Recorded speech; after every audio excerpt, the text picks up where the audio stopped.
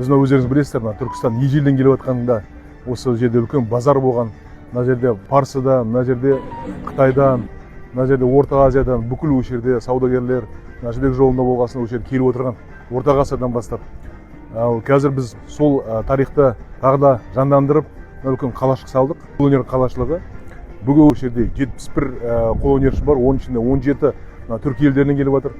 Венгриядан бастап осы біздің көрші Орта Азияның түркі елдерінен келіп отыр. Ең жақсы, ең танымал қолөнерлер өзінің заттарына. Оның үстіне тағы да 50-дің үстінде өзіміздің Қазақстан қолөнер ең танымалы, ең мықтылары.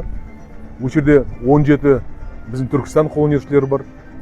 Танымалы бізде ағаштан жасайтын, құмыралар жасайтын, сондай бізде үлкен қолөнершілеріміз бар. Келешекте біз осы жүйелі түрінде жұмыс істейтіндей ойымыз бар.